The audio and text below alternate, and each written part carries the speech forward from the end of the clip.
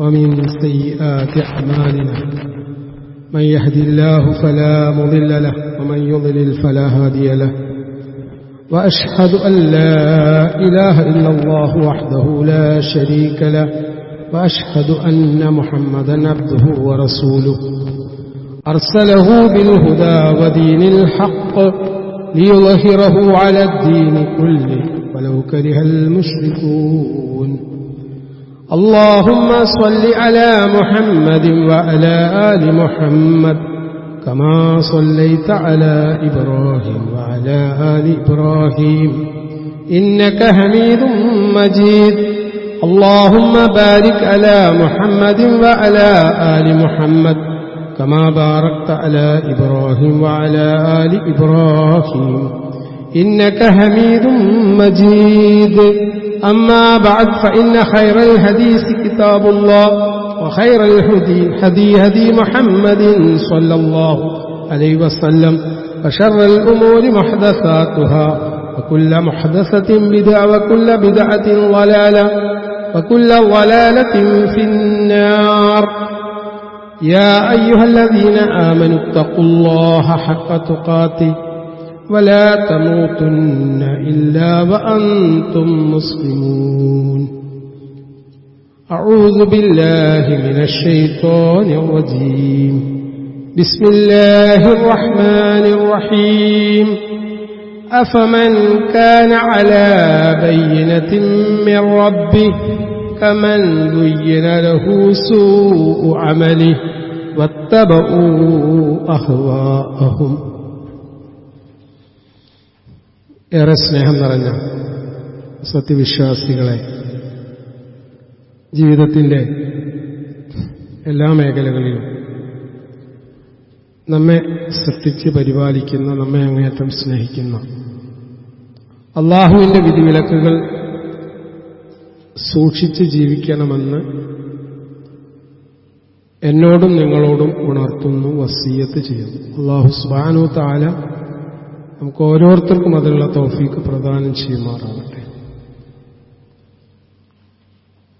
സഹോദരങ്ങളെ,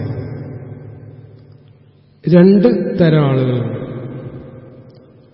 ഒരു വിഭാഗം ആളുകൾ അല്ലാഹു നിർദ്ദേശിച്ച കാര്യങ്ങൾ ജീവിതത്തിൽ പരമാവധി പകർത്തിക്കൊണ്ട് അള്ളാഹുവിന്റെ വിധിവിലക്കുകൾക്കനുസരിച്ച് ജീവിതം ക്രമീകരിക്കാൻ ഇഷ്ടപ്പെടുന്നവരും അതിനുവേണ്ടി പരിശ്രമിക്കുന്നവരുമാണ്. അതിനുള്ള കാരണം എന്താണെന്ന് വെച്ചാൽ അവരുടെ ജീവിതത്തിൽ നല്ല സമയത്ത് അവർ ദീന് മനസ്സിലാക്കി ഉൾക്കൊണ്ടു ജീവിതത്തിൽ പകർത്താനുള്ള തീരുമാനമാണ്.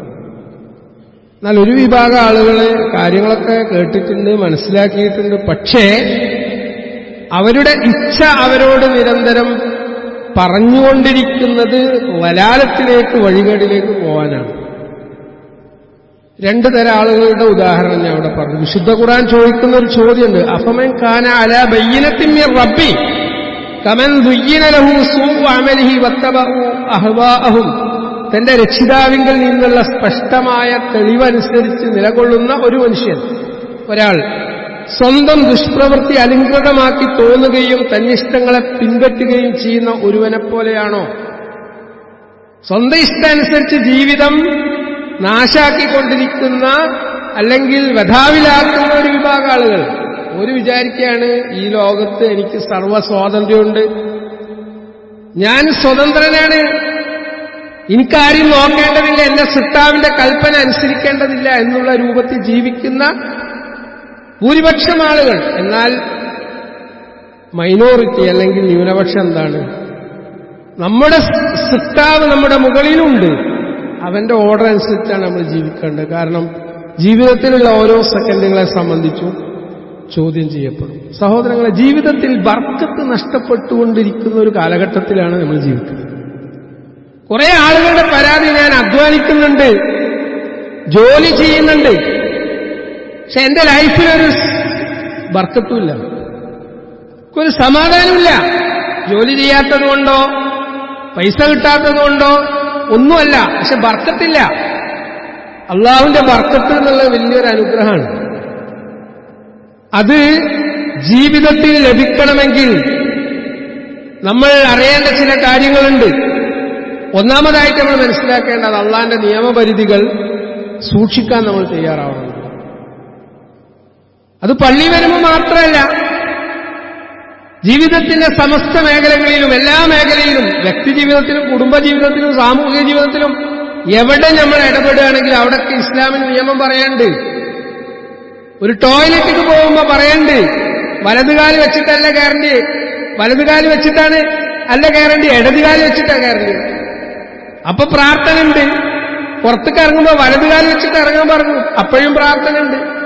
വാഹനത്തിൽ കയറുമ്പോ പ്രാർത്ഥന ഉണ്ട്, വീട് കയറുമ്പോ പ്രാർത്ഥന ഉണ്ട്. ജീവിതത്തിന്റെ ഏത് മേഖലയിലും വിശ്വാസിക്ക് പ്രാർത്ഥന ഉണ്ട്. എന്തിനാ പ്രാർത്ഥന പഠിപ്പിച്ച്? പ്രാർത്ഥന കൊണ്ട് ബർക്കത്ത്, പ്രാർത്ഥന ബർക്കത്ത് ഉണ്ടാക്കുന്നതാണ്. മക്കളെ വിദ്യാഭ്യാസ സ്ഥാപനങ്ങളിലേക്ക് പറഞ്ഞേക്കുമ്പോൾ സഹോദരന്മാരെ നമ്മൾ പ്രാർത്ഥിക്കണം. മക്കളോട് പ്രാർത്ഥിക്കാൻ പറയണം, അല്ലാഹുമ്മ ഇന്നി അസ്അലുക ഇൽമൻ നാഫിഅ വറിസ്കൻ ത്വയ്യിബ വഅമലൻ മുതഖബ്ബല. അല്ലാഹുവിന്റെ പ്രവാചകൻ സല്ലല്ലാഹു അലൈഹി വസല്ലം പഠിപ്പിച്ച പ്രാർത്ഥനയാണ്. റബ്ബി സിദ്നി ഇൽമ, ഖുർആൻ പഠിപ്പിച്ച പ്രാർത്ഥനയാണ്. രക്ഷിതാവേ നാഥ, നീ എനിക്ക് അറിവ് വർദ്ധിപ്പിച്ചു നൽകണമേ. സ്വകാര്യ ജീവിതത്തിലും പരസ്യ ജീവിതത്തിലും അള്ളാഹിനെ സൂക്ഷിക്കണം. സ്വകാര്യ ജീവിതത്തിൽ കൂടുതൽ സൂക്ഷിക്കണം. എന്നാലേ അള്ളാഹിന്റെ ബർക്കത്തുണ്ടാവുള്ളൂ. ഏത് പ്രതിസന്ധികളിലും അള്ളാഹുവിന്റെ ഹദ്ദുകളെ, ഏത് പ്രതിസന്ധി ജീവിതത്തിൽ ഉണ്ടായിട്ടുണ്ടെങ്കിലും അള്ളാഹിന്റെ നിയമനിർദ്ദേശങ്ങളെ ലംഘിക്കാതിരിക്കാൻ നമ്മൾ ശ്രദ്ധിക്കണം. ഭക്ഷണത്തെ സംബന്ധിച്ച് ഖുർആൻ പറയുന്നത് കാണാം, കുലൂ വഷ്റബു വലാ തുസ്രിഫു ഇന്നഹു ലാ യുഹിബ്ബുൽ മുസ്രിഫീൻ. നിങ്ങൾ തിന്നോളി, നിങ്ങൾ കുടിച്ചോളൂ. ഭക്ഷണം കഴിക്കാനുള്ള കൽപ്പന, കുടിക്കാനുള്ള കൽപ്പന. വലാ തുസ്രിഫു, നിങ്ങൾ ഇസ്രാഫ് കാണിക്കരുത്, ധൂർത്ത് അടിക്കരുത്. ഇന്നഹു ലാ യുഹിബ്ബുൽ മുസ്രിഫീൻ. അല്ലാഹു സുബ്ഹാനഹു വ തആല ഇസ്രാഫ്, ധൂർത്ത്, അതിര് വിടുന്നത് അല്ലാഹുക്ക് ഇഷ്ടമല്ല. യാ അയ്യുഹന്നാസ് കുലൂ മിമ്മാ ഫിൽ അർളി ഹലാലൻ ത്വയ്യിബ, പ്രത്യക്ഷമായ കൽപ്പനയാണ്. എന്താണ്? മനുഷ്യന്മാരെ, കുലൂ മിമ്മാ ഫിൽ അർളി ഹലാലൻ ത്വയ്യിബ. ഭൂമിയിൽ ഇപ്പൊ നിങ്ങൾ ചിന്തിച്ചിട്ടുണ്ട്, എപ്പോഴെങ്കിലും ചിന്തിച്ചിട്ടുണ്ടോ മത്സ്യങ്ങളെക്കുറിച്ച്? മത്സ്യങ്ങളെക്കുറിച്ച് ചിന്തിച്ചിട്ടുണ്ടോ? അലങ്കാര മത്സ്യങ്ങൾ, മനുഷ്യന്റെ കൺകുളിർമയ്ക്ക് വേണ്ടി, സന്തോഷത്തിന് വേണ്ടി, സമാധാനത്തിന് വേണ്ടി ചില്ലറമറയിൽ ഇങ്ങനെ അക്വാറിയത്തിൽ നമ്മൾ വെക്കുന്ന അലങ്കാര മത്സ്യങ്ങൾ. എന്തിനാണ് സഹോദരന്മാരെ? അള്ളാഹു മനുഷ്യന്റെ നന്മക്കും സന്തോഷത്തിനും തൃപ്തിക്കും വേണ്ടി ഉണ്ടാക്കിയ ഒരുപാട് വിഭവങ്ങൾ ഈ ദുനിയാവിലുണ്ട്. അവിടൊക്കെ പറയുന്നത് കുലു, നിങ്ങൾ തിന്നോളൂ, മിമ്മാ ഫിൽ അർളി ഹലാലൻ ത്വയ്യിബ, ത്വയ്യിബായത്, നല്ലത്, അനുവദനീയമായത്. അപ്പൊ ഹറാമായത് അപ്പുറത്ത് കുറച്ചുണ്ട്, അത് സൂക്ഷിക്കണം. വലാ തത്തബിഉ ഖുതുവാതിശ് ശൈത്താൻ, പിശാചിന്റെ കാൽപ്പാടുകൾ നിങ്ങൾ പിൻപറ്റിപ്പോകരുത്. 24 hours 24 മണിക്കൂറും മനുഷ്യനെ വഴിതെറ്റിക്കാൻ വേണ്ടി, ഋജുപാതയിൽ നിന്ന് ശരിയായ റൂട്ടിൽ നിന്ന് നമ്മെ ശ്രദ്ധ തിരിക്കാൻ വേണ്ടി പിശാചും അവന്റെ അനുയായികളും ശ്രമിച്ചുകൊണ്ടേയിരിക്കും. വലാ തത്തബിഉ ഖുതുവാതിശ് ശൈത്താൻ, പിശാചിന്റെ കാൽപ്പാദം നിങ്ങൾ പിൻപറ്റരുത്. ഇന്നഹു ലക്കും അദുവ്വുൻ മുബീൻ, അവൻ നിങ്ങൾക്ക് പ്രത്യക്ഷ ശത്രുവാണ്. ഇപ്പൊ 24 മണിക്കൂർ നമ്മുടെ കൂടെ ജീവിക്കുന്ന, നമ്മോടൊപ്പമുള്ള ഒരു ശത്രുവിനെ ഞങ്ങൾ സൂക്ഷിക്കണം. ആ ശത്രുവാണ് കുടുംബ ബന്ധത്തിൽ വിള്ളലുണ്ടാക്കുന്നത്, വ്യക്തിബന്ധങ്ങളിൽ വിള്ളലുണ്ടാക്കുന്നത്, സാമൂഹ്യ ജീവിതത്തിൽ ഇടപെടുന്നത്. ഇന്ന ശൈത്വാൻ യസ്തഹില്ലു ത്വാം അല്ലാ യുദ്കറ ഇസ്മല്ലാഹി അലൈഹി. റസൂൽ സല്ലല്ലാഹു അലൈഹി വസല്ലമയുടെ പ്രത്യക്ഷമായ കൽപ്പനയാണ്. മുസ്ലിം ഉദ്ധരിക്കുന്ന ഹദീസിൽ കാണാൻ പറ്റും, ബിസ്മി ചൊല്ലാതെ നിങ്ങൾ ഭക്ഷണം കഴിക്കരുത്. കൽപ്പനയാണ്. അള്ളാഹിന്റെ ബർക്കത്ത് കിട്ടാൻ വേണ്ടിയിട്ട് നിങ്ങൾ ബിസ്മി ചൊല്ലണം. ബിസ്മില്ലാ, അള്ളാഹ്ക്ക് ഏറ്റവും ഇഷ്ടപ്പെട്ട നാമം, അള്ളാഹിന്റെ പേരിൽ അള്ളാഹുവിന്റെ വജ്ഹ് ഉദ്ദേശിച്ചുകൊണ്ട് നമ്മൾ ചെയ്യുക. അവിടെ എന്താ? തീർച്ചയായും പിശാച് യസ്തഹില്ലു തആം, അവൻ ഈ ഭക്ഷണത്തെ ഹലാലാക്കുന്നു. അല്ലാ യുദ്കറു ഇസ്മല്ലാഹി അലൈഹി, അള്ളാഹിന്റെ പേരിലല്ലാതെ, പേര് സ്മരിക്കാതെ നമ്മൾ ഭക്ഷണം കഴിക്കുമ്പോൾ അത് പിശാചിന് ഇഷ്ടാണ്. അതാണ് ഭക്ഷണം കഴിക്കുമ്പോൾ ബിസ്മില്ല ചൊല്ലാൻ മറന്ന, ബിസ്മില്ല അവ്വലു വ ആഖിറുഹു ചൊല്ലാൻ പറഞ്ഞത് ബർക്കത്ത് കിട്ടാനുള്ള വഴിയാണ്. ലാ യഅകുലന്ന അഹദുക്കും ബിശിമാലി വലാ യശ്റബന്ന ബിഹാ ഫഇന്ന അശ്ശൈത്വാൻ യഅകുലു ബിശിമാലിഹി വയശ്റബു ബിഹാ. മുസ്ലിം ഉദ്ധരിക്കുന്നത്. ഇതൊന്നും നിസ്സാരമായി നമ്മൾ കാണുന്നില്ല. അള്ളാഹുവിന്റെ പ്രവാചകൻ മുഹമ്മദ് മുസ്തഫ സല്ലല്ലാഹു അലൈഹി വസല്ലം പറഞ്ഞു ഓരോ വാക്കും ഇമ്പോർട്ടന്റ് ആണ്. അതിൽ ഖൈറുണ്ട്, അതിൽ ബർക്കത്തുണ്ട്. എന്താണ്? വലത് കൈകൊണ്ട് നിങ്ങൾ ഭക്ഷണം കഴിക്കണം, വലത് കൈകൊണ്ട് നിങ്ങൾ വെള്ളം കുടിക്കണം. അപ്പൊ വെറ്റാവൂലേ, പിന്നെ കറിയാവൂല, അത് എന്തൊക്കെ ന്യായീകരണം അറിയും. അള്ളാഹു അവന്റെ റസൂൽ നമ്മളോട് ഒരു കാര്യം കൽപ്പിച്ചിട്ടുണ്ട്, പിന്നെ നമ്മൾ വേറെ ജസ്റ്റിഫിക്കേഷന് പോകരുത് സഹോദരന്മാരെ. എന്താ? ലാ യഅ്കുലന്ന അഹദുക്കും, നിങ്ങളിൽ ആരും തന്നെ എന്ത് ചെയ്യാൻ പാടില്ല? ഭക്ഷണം കഴിക്കാൻ പാടില്ല. ബിശ്ശിമാലിഹി, ഇടത് കൈകൊണ്ട്. വലാ യശ്റബന്ന ബിഹാ, വെള്ളം കുടിക്കാനും പാടില്ല. ഫഇന്ന ശൈത്വാൻ, തീർച്ചയായും പിശാച് യഅ്കുലു ബിശ്ശിമാലിഹി, ഇടതുകൊണ്ടാണ് തിന്നുന്നത്. വയശ്റബു ബിഹാ, അതുകൊണ്ടാണ് കുടിക്കുന്നത്. അപ്പൊ പിശാചിന്റെ ബാധ മനുഷ്യനെ ഏറ്റിട്ടുണ്ടെങ്കിൽ കുറെ പ്രശ്നം ഉണ്ടാവും, അസ്വസ്ഥത ഉണ്ടാവും, ടെൻഷൻ ഉണ്ടാവും, ജീവിതത്തിൽ സമാധാനം ഉണ്ടാവില്ല. പിശാചിന്റെ പണി എന്താണ്? മജ്റതമിൽ കൂടി, മനുഷ്യന്റെ രക്തം സഞ്ചരിക്കുന്ന റൂട്ട് കൂടി സഞ്ചരിക്കുക എന്നുള്ള അവന്റെ പണി. ഓൻ ടെൻഷൻ ഉണ്ടാക്കും. ലൈസ അലൈക്കും ജുനാഹുൻ അൻ തഅകുലു ജമീഅ ഔ അശ്തത, സൂറത്തുൻ നൂർ 61-ാമത്തെ ആയത്ത്. ഭക്ഷണം കഴിക്കുമ്പോൾ ബർക്കത്തുള്ള സംഗതി ഒറ്റയ്ക്ക് കഴിക്കലല്ല. ഖൈറെന്താണ്? ഒന്നിച്ച് കഴിക്കല. കുടുംബത്തിൽ ബാപ്പി ഉമ്മയും മക്കളും ഒന്നിച്ച്, അതിന് ബർക്കത്തുണ്ട്. വിശുദ്ധ ഖുർആനിൽ ഈ കൽപ്പന പറയുമ്പോൾ തന്നെ നമ്മോട് പറഞ്ഞിട്ടുണ്ട്, കുലു ജമീഅൻ വലാ തഫറഖു ഫഇന്നൽ ബർക്കത മഅൽ ജമാഅ, നിങ്ങൾ ഒന്നിച്ച് ഭക്ഷണം കഴിക്കുക. ബർക്കത്ത് എപ്പോഴും ഒന്നിച്ച് ഭക്ഷണം കഴിക്കുമ്പോഴാണ്. ഒറ്റ കഴിക്കുന്നതിൽ തെറ്റൊന്നുമില്ല, പക്ഷെ ഒന്നിച്ച് കഴിക്കുന്നതിലാണ് ബർക്കത്ത്. അതുപോലെ ചാരി ഇരുന്ന് ഭക്ഷണം കഴിക്കാൻ പാടില്ല, കൽപ്പനയാണെന്ന്. എന്താണെന്ന് ചോദിക്കണ്ട, അങ്ങനെയാണ്. ഞാനിപ്പം ശാസ്ത്രീയമായിട്ട് അന്വേഷണം നടത്തി നോക്കി, അതിലെ ഖൈറുണ്ട്. ചാരി നിന്ന് കഴിക്കുമ്പോൾ പ്രശ്നമുണ്ട്. ചെരുപ്പ് അഴിച്ചു വെച്ച് ഭക്ഷണം കഴിക്കാൻ പറഞ്ഞു. ഭക്ഷണത്തെ കുറ്റം പറയരുതെന്ന് പറഞ്ഞു. വേണ്ടെങ്കിൽ തിന്നാതെ എണീറ്റു പോകും, അതിനെ കുറ്റം പറയണ്ട. അതുപോലെ തന്നെ ഭക്ഷണ സാധനങ്ങൾ, പണ്ട് നമ്മളെ ഉമ്മാര് വല്യമാരൊക്കെ നോക്കുന്നുണ്ട്, ഭക്ഷണ സാധനം അളന്ന് തിട്ടപ്പെടുത്തിതാ കൊടുക്കുക. ഇത് കണ്ടമാനുണ്ടാക്കുകയാണ്, നിങ്ങൾ ഇസ്രാഫിലാണ്, ദൂർത്തടിക്കുകയാണ്. ഒരാൾക്ക് ഉപകരിക്കാതെ നമ്മൾ കുപ്പയിൽ കൊണ്ടുപോയിട്ട് എറിയാണ്. എത്ര മോശമാണ് സഹോദരന്മാര്. ഒരു കിലോ അരിക്ക് 50 രൂപ അല്ലേ? ആവശ്യമുള്ള എടുത്താൽ പോരെ, തിന്നാൻ പറ്റുന്ന ഉണ്ടാക്കിയാൽ പോരെ. നമ്മളതിൽ ഇടപെട്ടുണ്ടെങ്കിൽ ഓർക്ക് ഫിഷ്കാന്നാ പറയാ. ഫിഷ്കല്ലത് ബർക്കത്ത് കിട്ടാൻ വേണ്ടി. കീലു ത്വആമക്കും യുബാറകു ഫീഹ്, ബുഖാരി ഉദ്ധരിക്കുന്ന ഹദീസിൽ കാണാം, നിങ്ങൾ ഭക്ഷണ സാധനം അളന്നെടുക്കണം, എന്നാൽ നിങ്ങൾക്കതിൽ അഭിവൃദ്ധി, ബർക്കത്തുണ്ടാവും. തൂക്കിക്കൊടുക്കണം. ലാ തശ്റബു വാഹിദൻ കശുർബിൽ ബഈർ വലാകിൻ ഇശ്റബു മസ്ന വസലാസ വസമ്മു ഇദാ അൻതും ശരിബ്തും വഹ്മദു ഇദാ അൻതും റഫഅതും. തുർമുദി ഉദ്ധരിക്കുകയാണ്, നിങ്ങൾ ഒട്ടകം കുടിക്കുന്നത് പോലെ ഒറ്റയടിക്ക് കുടിക്കരുത്. കുറെ മനുഷ്യന്മാരെ കാണാൻ. ശ്രദ്ധിച്ചു നോക്കണ്ട, ഞാൻ പറഞ്ഞത് കറക്റ്റല്ലേ? ഒരു ഗ്ലാസ്സിൽ വെള്ളം എടുത്ത് ആണ് കുടിക്കുന്നത്. അങ്ങനെ കുടിക്കരുതെന്ന് പറഞ്ഞു, ശാസ്ത്രീയമായി തെളിയിക്കപ്പെട്ട്. അപ്പം നമുക്ക് അംഗീകരിക്കാൻ പറ്റും. അള്ളാഹുവിന്റെ റസൂൽ 14 നൂറ്റാണ്ടുകൾക്ക് മുമ്പ് പറഞ്ഞ കാര്യം എന്താണ്? ഖൈറല്ല എന്ന് പറഞ്ഞ് മുറുക്കായിട്ട് നമ്മൾ വെള്ളം കുടിക്കുക. അതുപോലെ ഈ 2ഉം 3ഉം തവണകളായിട്ട് കുടിക്കുക. കുടിക്കാൻ തുടങ്ങുന്ന സമയത്ത് ബിസ്മിയല്ല, അതിന് വല്ല നയിപ്പുണ്ടോ, വല്ല അധ്വാനമുണ്ടോ ബിസ്മില്ല എന്ന് ചൊല്ലുന്നത്? ആ കുടിക്കുന്ന വെള്ളം തെരുപ്പ് പോയിട്ടുണ്ടെങ്കിൽ, മൂർത്താവൂർക്ക് കയറിയിട്ടുണ്ടെങ്കിൽ ഇതിനെ ഹോസ്പിറ്റലൈസ് ചെയ്യുക. എത്ര പൈസ അവിടെ കൊണ്ടുപോയി കൊടുക്കുന്നത്? അള്ളാഹുവിന്റെ നാമം ഉച്ചരിച്ചുകൊണ്ട് നിങ്ങൾ ഭക്ഷണം കഴിക്കണം, ബിസ്മില്ല ചൊല്ലണം. ലാ യശ്റബന്ന അഹദൻ മിൻകും ഖായിമ ഫമൻ നസിയ മിൻകും ഫൽയസ്തഖി. മുസ്ലിം ഉദ്ധരിക്കാൻ, നിങ്ങൾ ആരും നിന്ന് കുടിക്കരുത്. നിന്ന് കുടിക്കുന്നത് അഭികാമ്യമല്ല. സംസം വെള്ളം കുടിക്കുന്നിടത്ത് നിന്ന് കുടിക്കാൻ പറഞ്ഞിട്ടുണ്ട്. പറഞ്ഞെടുത്ത് പറഞ്ഞേ ചെയ്യുക, അത് ചോദ്യം ചെയ്യണ്ട. ആരെങ്കിലും മറന്നങ്ങനെ ചെയ്താൽ അയാൾ കുടിച്ചത് ഛർദ്ദിച്ചു കളയട്ടെ. അപ്പൊ നിന്ന് ഭക്ഷണം കഴിക്കണ്ടെന്നാ പറഞ്ഞത്. ഇന്ന് അനിവാര്യ ഘട്ടത്തിലൊക്കെ തിന്നേണ്ടി വന്നിട്ടുണ്ടാവും, അള്ളാഹു പുറത്തു തരട്ടെ.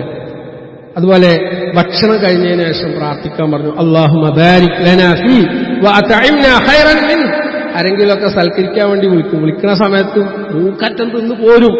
നാം വീട്ടുകാർക്ക് വേണ്ടിയിട്ടൊന്ന് ബർക്കത്തിന് വേണ്ടി ദുആ ചെയ്യാൻ കൽപ്പിച്ചിട്ടുണ്ട്. അത് നമ്മൾ ചെയ്യാറുണ്ടോ? അള്ളാഹുവെ, ഞങ്ങൾ ഇതിൽ ബർക്കത്ത് നൽകുകയും ഇതിലേറെ ഉത്തമമായത് ഭക്ഷിക്കാൻ തരികയും ചെയ്യണമേ. ഈ ഭക്ഷണമൊക്കെ നമ്മൾ മൂക്കറ്റ തിന്നുമ്പോൾ നമ്മൾ ആലോചിക്കണം, ഫലസ്തീനിലുള്ള ഗസയിലൊക്കെ ഉള്ള ആളുകളുടെ അവസ്ഥ.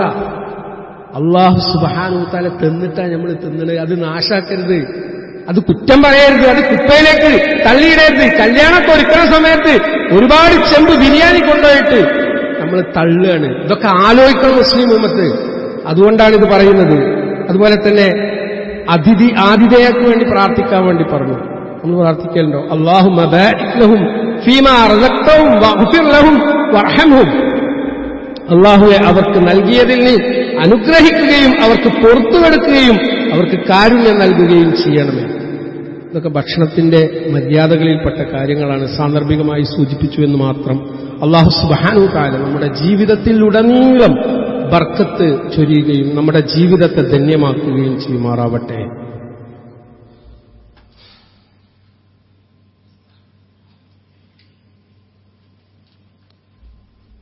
അൽഹംദുലില്ലാഹി റബ്ബിൽ ആലമീൻ വസ്സലാത്തു വസ്സലാമു അലാ റസൂലില്ലാഹി വഅലാ ആലിഹി വഅസ്ഹാബിഹി അജ്മഈൻ.